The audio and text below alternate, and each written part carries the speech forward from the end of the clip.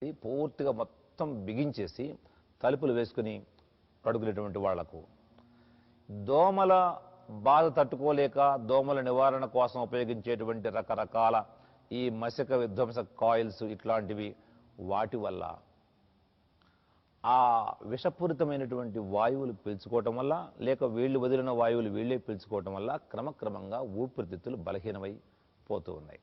దాంతోపాటు ఎప్పుడు ఫ్రిడ్జ్ల్లో ఉంచినటువంటి ఆ పాలు, పండ్లు, ఆకుకూరలు, కాయగూరలు, రకరకాల పదార్థాలు రోజు చాలా కాలం పాటు వాడుతూ ఉండటం వల్ల, ఎక్కువగా చలిగాలిలో తిరగటం వల్ల, చల్లని ఈ ఫ్రిడ్జ్ నీళ్లు, కూల్ డ్రింకులు ఇట్లాంటివి ఎక్కువగా సేవించటం వల్ల, ఇలాంటి కారణాల వల్ల కూడా ఇవాళ మానవ జాతికి అనేక మందికి ఊపిరితిత్తులు రోజు రోజుకు క్షీణించిపోతూ ఉన్నాయి. ఊపిరితిత్తుల్లో చెత్త పేరుకొని పోతూ ఉంది. ఈ ప్రమాదం నుంచి గనక మనం రక్షించబడాలి అంటే కనీస జాగ్రత్తలు మనం తీసుకోకపోతే ఏ భగవంతుడు కూడా మనల్ని కాపాడలేడు. చిట్ట చివరి దశలో ఊపిరితిత్తులు పాడైపోయి దగ్గటానికి కూడా ఓపిక లేక ప్రాణాలు అనంత వాయువుల్లో కలిసేటువంటి దుస్థితి, ఆ కర్మ మనకు పట్టకుండా మన ప్రకృతి వైద్య నిపుణులు, యోగాచార్యులు మీకు కొన్ని సూచనలు చేస్తూ ఉన్నారు. ఇది చూడండి జాగ్రత్తగా, శ్రద్ధగా మీరు. ఇందులో ముఖ్యంగా ఈ ఊపిరితిత్తులు, ఈ ఛాతీ, ఈ ఊపిరితిత్తుల భాగము, వెన్నుపూస భాగము, వీపు భాగము, ఈ భాగములో ఆవ నూనెతో, గోరువెచ్చగా వేడి చేసిన ఆవాల నూనెతో బాగా మర్దన చేయాలి. అంటే వెన్నుపూసను ప్రధానముగా పైనుండి ఈ మెడ దగ్గర నుంచి వెన్నుపూసను ఇక్కడ చూపిస్తున్నారు చూడండి. ఒక క్రమ ప్రకారం ఇంతకుముందు మీకు చేసి కూడా చూపించాము. పైనుండి కింది వరకు చేయాలి, కింద నుండి పైకి. ఇట్లా వేళ్ళు తిప్పుతూ కూడా పైనుండి కిందకు, కింద నుండి పైకి చేయాలి. చేసిన తర్వాత వెనక వీపుకు రెండు వైపులకు చక్కగా బాగా లోపలికి ఆవ నూనె ఇంకేటట్లుగా మర్దన చేయాలి. ఆవ నూనె చాలా అద్భుతమైనటువంటిది. వెంటనే వేడి పుట్టించేసి లోపల గడ్డగట్టుకుపోయినటువంటి చెడు పదార్థాలను కరిగించి వేస్తుంది. అలాగే గొంతు, ఛాతీ భాగము, అట్లాగే ఈ కిందటువంటి ఈ ఊపిరితిత్తుల ఎముకలు, వీటికి సంబంధించి ఈ మొత్తం ఈ భాగం వరకు కూడా చక్కగా మీకు మీరు చేసుకోవచ్చు. లేదా వాళ్ళు చేసుకోలేని పరిస్థితిలో ఉంటే పక్కన ఉండేటువంటి మిగిలిన కుటుంబ సభ్యులు, బిడ్డలకు కానీ పెద్దలకు కానీ, ఈ పాల ఉబ్బసంతో బాధపడేటువంటి బిడ్డలకు లేదా పెద్దవాళ్ళ ఈ ఊపిరితిత్తుల సమస్యలకు ఈ విధంగా ఆవ నూనెతో మర్దన చేసిన తర్వాత ఖచ్చితంగా కాపడం పెట్టాలి. కాపడం అనేది చాలా ముఖ్యమైనటువంటిది. దేనితో కాపడం పెట్టాలి? ఇంతకుముందు మీకు చెప్పాం, వాయులాకు చాలా గొప్పది.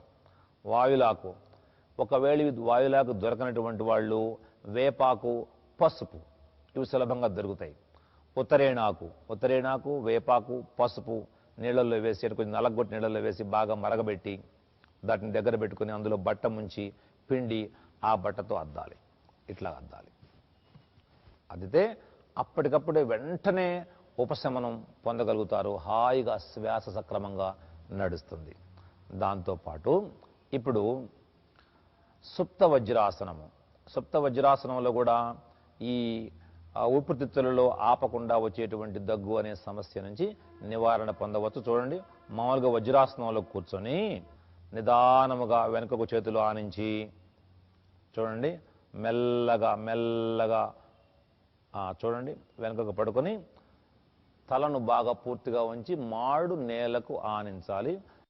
చేతులు తొడల మీద పెట్టుకోండి. మధ్యలో ఖాళీ ఉంటుంది, ఇక్కడ గుర్తుపెట్టుకోండి. చేతులు కట్టుకోవచ్చు, తొడల మీద పెట్టుకోవచ్చు. ఈ రకంగా ఉండి నిదానముగా గాలి తీసుకుంటూ వెళ్తూ ఉంటే ఛాతీ బాగా విప్పారుతుంది. ఇట్లా ఒక 5-6 సార్లు కానీ ఒక 10 సార్లు కానీ చేస్తే ఛాతీలో ఘర్షణ జరిగి లోపల ఉన్న కఫము కరిగిపోవడానికి అవకాశం ఏర్పడుతుంది. ఇది ముఖ్యముగా మనం ఆచరించవలసిన పద్ధతి. ఇది చేసిన తర్వాత అప్పటికి ఇంకా బరువుగా కనుకుంటే ఇలాగే కూర్చొని చేతులు రెండు ముందుకు చాపి, ఇక్కడ మా ఆచారాలు చూపిస్తారు చూడండి, చేతులు ముందుకు చాపి చేతులు నిదానంగా వెడల్పు చేయటం. గాలి పీల్చుకుంటూ బాగా వెడల్పు చేయండి. వెడల్పు చేసి కాసేపు ఆపి మెల్లగా గాలి వదిలేస్తూ తిరిగి ముందుకు తీసుకొని రండి. దీనివల్ల ఛాతీ బాగా విప్పారుతుంది, లోపల ఘర్షణ జరుగుతుంది. ఇది ఒక 10 నుంచి 20, 30, 40 సార్లు కూడా మనకు విశ్రాంతి లభించేంత వరకు దీనిని మనం ఆచరించవచ్చు. అలాగే చేతులు బాగా ఇట్లా ముందుకు పెట్టి నిదానముగా గాలి తీసుకుంటూ పైకి తీసుకువెళ్ళటం చేతులను. దీని వలన కూడా ఊపిరితిత్తులలో సంకోచ వ్యాకోచములు జరుగుతాయి. మళ్ళా గాలిని వదిలేస్తూ క్రిందికి రావటం, మరలా గాలి తీసుకుంటూ పైకి పోవటం, ఇలా చేయాలి. ఇలా చేసిన తర్వాత ఇంకా ఈ అనారోగ్యవంతుల యొక్క శక్తిని బట్టి చేతులు బాగా చాపి 2 చేతులను కూడా ఇట్లా గుండ్రముగా చక్కగా బాగా విశాలముగా చేయవచ్చు. మంచంలో కూర్చొని కూడా చేయవచ్చు. ఒకవేళ వాళ్ళు లేచి నిల్చునే పరిస్థితి లేకపోతే చేయగలిగిన వయసులో ఉన్న బిడ్డలతో కూడా ఈ సమస్య ఉంటే వాళ్ళతో కూడా చేయించవచ్చు. ఇట్లా ముందు నుంచి వెనక్కు, అలాగే వెనక నుంచి ముందుకి. ఏమి చేసినా మనము ఊపిరితిత్తులలో ఘర్షణ పుట్టించాలి. తిరిగి లోపల పేరుకుపోయినటువంటి అవరోధం ఏర్పడినటువంటి ఈ ఉదాన ప్రాణవాయువుల దుష్ట కూటమి నుంచి దీన్ని మనం కాపాడుకోవాలి అంటే లోపల ఘర్షణ పుట్టించాలి. ఈ విధంగా మనం చేయటం ద్వారా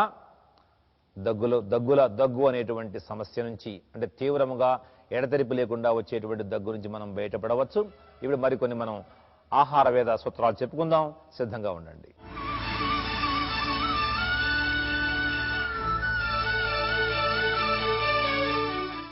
ఈ దగ్గు రోగము, ఈ దమ్ము రోగము ప్రారంభమయ్యే ముందు సూచనలుగా వాటి లక్షణాలు మనకు తెలుస్తాయి.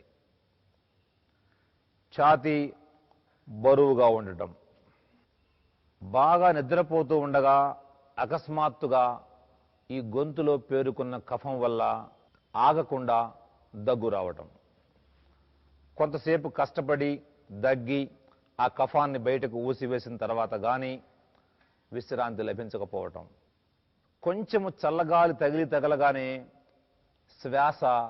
శ్వాసకు అవరోధం ఏర్పడటం, ఇలా తెలుస్తూ ఈ లక్షణాలు కొంచెం ముదిరే కొద్దీ గొంతులో నోట్లో ముళ్ళుగా ఏదో తగులుతూ ఉన్నట్లుగా మనకు అనిపిస్తుంది. ముళ్ళుగా తయారవుతుంది. అలాగే గొంతంతా కూడా ఎండిపోవటము లేదా ఎప్పుడు తడిగా ఉండటము, అంటే వాతం వల్ల వాత లక్షణాలు, పైత్యం వల్ల పైత్య లక్షణాలు, కఫం వల్ల కఫ లక్షణాలు కనిపిస్తూ ఉంటాయి. ఇట్లాంటి లక్షణాలు ఎప్పుడైతే కనిపిస్తూ ఉన్నాయో మన ఊపిరితిత్తులలో సమస్య మొదలు కాబోతుంది అని మనం అర్థం చేసుకొని వెంటనే తగిన నివారణ గనక పూనుకోకపోతే కొంచెముగా మొదలైనటువంటి దగ్గు క్రమక్రమంగా దమ్ముగా, ఆయాసంగా, ఆస్తమాగా, అది ముదిరి క్షయరోగంగా అలా మన జీవన యాత్రను పూర్తిగా ముగించేటువంటి పరిస్థితికి కూడా దారితీస్తుంది. అందువల్ల ఈ ఆహార వేదములో దగ్గు తగ్గటానికి బిడ్డలకు ఒక కానుక, పెద్దలకు ఒక కానుక అందించబడుతుంది. మీరు శ్రద్ధగా వ్రాసుకోవాలి. ముందు బిడ్డలకు కానుక. బిడ్డలు తీవ్రమైనటువంటి దినుసుల్లో కలిపినటువంటి కారకారంగా ఉండి బిడ్డలు తినరు, ఊసివేస్తారు. అందువల్ల ఏం చేయాలంటే ఒక అరటి పండు తీసుకోండి. అరటి పండు తీసుకొని అందులో ఇట్లా ఏలు పెట్టి మధ్యలో బెజ్జం చేయండి, రంధ్రం చేయండి. ఇట్లా ఏలు పెట్టి బాగా పొడవండి. ఆ మధ్యలోది ఆ అరటి పండు యొక్క ఆ పండు మధ్యలో గుజ్జును తీసేయండి, రంధ్రంలాగా పడుతుంది. అందులో ఒక 2-3 చిటికలు దూరగా వేయించిన మిరియాల పొడి అందులో వేసేయండి. దూరగా వేయించిన మిరియాల పొడి అందులో వేసి కొంచెం ఇట్లాగా అటు ఇటు దాన్ని తిప్పి, అంటే అన్ని భాగాలకు లోపల అతుక్కునేట్లుగా అరటి పండు తినమని బిడ్డలకు ఇవ్వాలి. అరటి పండు కదా లోపల ఉన్నది వాళ్ళకి తెలియదు. ఈ పండు తీయగా ఉంటుంది, లోపలిది కొంచెం కారంగా ఉన్న ఆ ముక్కలుగా కొరికి తినేటప్పుడు అది జారిపోతుంది. ఆ గొంతులో పోయేటప్పటికీ ఈ మిరియాల ప్రభావం ఎప్పుడైతే తగులుతుందో ఈ నుసగా ఉండటము, ఎడతెరిపి లేకుండా దగ్గు రావటం, ఈ సమస్య తక్షణమే అప్పటికప్పుడే నివారించబడుతుంది. ఇది బిడ్డలకు మంచి కానుక. ఇక పెద్దలకు రాసుకోండి. కరక్కాయ, తానికాయ 50 గ్రాములు, ఉసిరికాయ 50 గ్రాములు, సొంటి 50 గ్రాములు, మిరియాలు 50 గ్రాములు, పిప్పళ్ళు 50 గ్రాములు. ఇందులో ముఖ్యంగా సొంటి, పిప్పళ్ళు, మిరియాలు ఈ మూడింటిని కొంచెము దోరగా వేయించాలి. మరి పెద్ద మంట పెట్టకుండా చిన్న మంట మీద కొంచెము దోరగా వేయించి దంచి పొడి చేసుకోవాలి. ఈ కరక, తాని, ఉసిరి ఈ కాయల్ని పగలగొట్టి విత్తనాలు తీసివేసి పై బెరడును దంచి జల్లించి పొడి చేసుకోవాలి. చివరిగా ఈ 3 ఆ 3 మొత్తం పదార్థాలను కలుపుకుంటే అద్భుతమైన ఆహార ఔషధం సిద్ధమవుతుంది. దీన్ని ఒక గాజు సీసాలో నిల్వ ఉంచుకోండి. ఉంచుకొని అంతులేనటువంటి దగ్గు సమస్య కలిగి ఉన్న పరిస్థితుల్లో ఉదయము, మధ్యాహ్నము, రాత్రి 3 పూటల భోజనము చేసిన తరువాత, ఆహారము చేసిన తరువాత, ఆహారం కూడా మీరు ఏం చేయాలో చెప్తాను మీకు నేను. ఆహారము చేసిన తరువాత ముఖ్యంగా ఒక 2 గ్రాములు లేదా 3 వేళ్లకు వచ్చినంత, ఇట్లా అందులో 3 వేళ్లు పెట్టి బొటన వేలు, చూపుడు వేలు, మధ్య వేలు ఇట్లా పెట్టి వచ్చినంత పొడి చేతుల్లో వేసుకొని 1 చెంచా తేనె కలిపి రంగరించి శుభ్రంగా నాకాలి. కొంచెం కొంచెం కొంచెం నిదానముగా హడాబుడి లేకుండా నాకుతూ ఉంటే అది లోపల గొంతుకు తగులుతూ తగులుతూ తగులుతూ లోపలికి పోతుంది. ఈ రకంగా క్రమక్రమంగా ఈ సమస్య పూర్తిగా నివారించబడుతుంది. ఇందులో చాలా అతి శక్తివంతమైనటువంటి ఆహార పదార్థాలు ఉన్నాయి. ఇది అందుకనే 3 వేళ్లకు వచ్చినంత మోతాదు అని మీకు చెప్పడం జరిగింది. సమస్య తీవ్రంగా ఉంటే 3 పూటలు లేదంటే 2 పూటలు చాలు. దీనివల్ల ఆహారం బాగా జీర్ణమవుతుంది, అగ్నిమాంద్యం తగ్గిపోతుంది, అలాగే కడుపులో ఉండేటువంటి రకరకాల సమస్యలు నివారించబడతాయి. వీటితో పాటు ఇప్పుడు మనం చెప్పుకునేటువంటి దగ్గు అనేది కూడా నామరూపాలు లేకుండా తగ్గిపోతుందని మీకు తెలియజేస్తాను.